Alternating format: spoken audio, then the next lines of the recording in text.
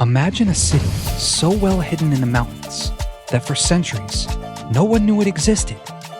A place of stunning beauty, wrapped in mystery, perched high above the clouds. Ladies and gentlemen, welcome to Machu Picchu.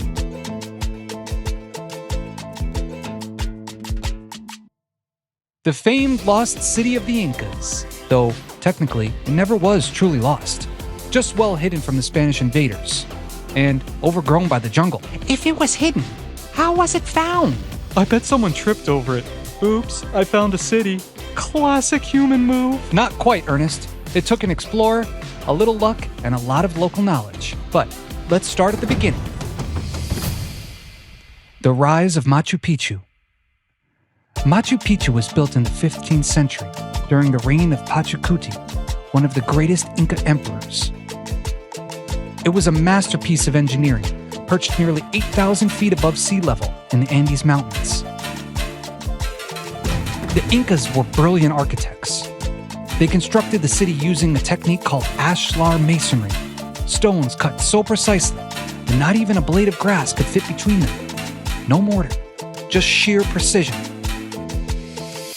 Machu Picchu man, I want to be a Machu man. And they didn't just slap together some buildings. They aligned many structures with astronomical events. The Temple of the Sun, for example, was positioned to capture the solstices perfectly. The Inhuatana stone, often called the hitching post of the sun, was likely used for ceremonial purposes and precise solar measurements. Ah, the old, let's make our temples work like a giant calendar trick. Classic ancient civilization move. Calendars tell time. Exactly, Jordan. And speaking of time, Machu Picchu's time in the spotlight was cut short. The city wasn't just a remote retreat. It was a planned agricultural sector, complete with terraces that prevented erosion while allowing crops to thrive. The Incas cultivated maize, potato, and quinoa, among other crops, sustaining a sophisticated society in one of the most difficult landscapes imaginable. Farming on mountains?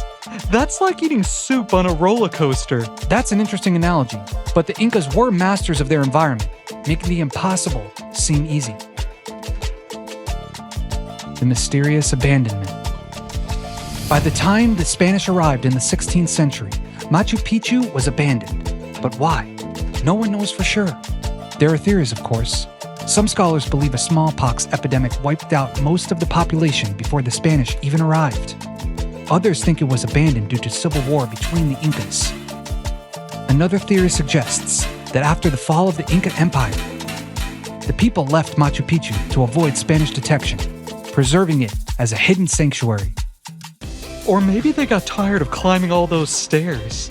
It is a lot of stairs, but whatever the reason, the city remained hidden for centuries, until 1911, when an American explorer named Hiram Bingham rediscovered it with the help of local farmers. If something is found, it was not lost. I mean, technically, yeah, but let's not get too liberal. Bingham's discovery wasn't entirely accidental.